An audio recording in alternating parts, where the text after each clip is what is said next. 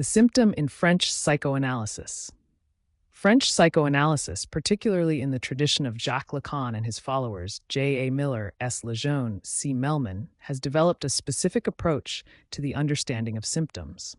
Unlike classical psychiatry or even early Freudian psychoanalysis, the symptom here is not regarded merely as a pathological phenomenon to be eliminated, but rather as a structured expression of subjectivity, a mode of articulating the conflicts between the symbolic, the imaginary, and the real dimensions of the psyche. The symptom functions simultaneously as a marker of the unconscious, as a metaphorical construction, and as a support through which the subject maintains psychic consistency. 1. The symptom as a message in language. In Lacan's classical formulation, the symptom is a construction of speech that functions as a message from the unconscious. It arises as the result of repression, through which a desire forbidden by the symbolic law returns in encrypted form.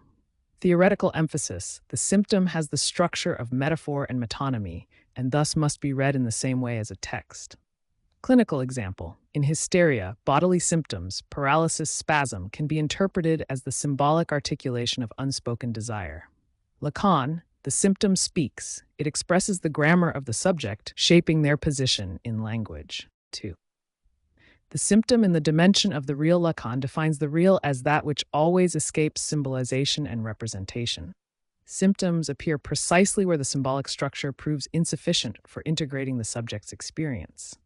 Manifestation: in psychosis, the symptom often appears as an intrusion of the real, hallucinations, delusions, ruptures in speech.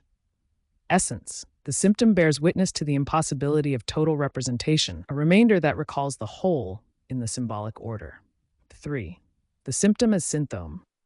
In the later phase of his theory, Lacan rethinks the notion of the symptom, introducing the term symptom. This concept emphasizes not only the pathological, but also the constructive dimension of the symptom, meaning the symptom is a kind of knot that enables the subject to sustain subjective consistency.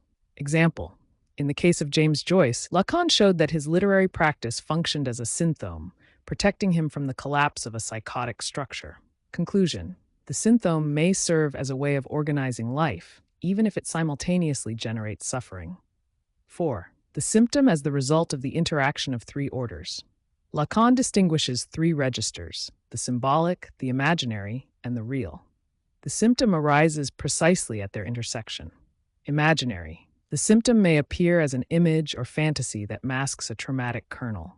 Symbolic: it is always structured like a language, an effect of laws and prohibitions. Real: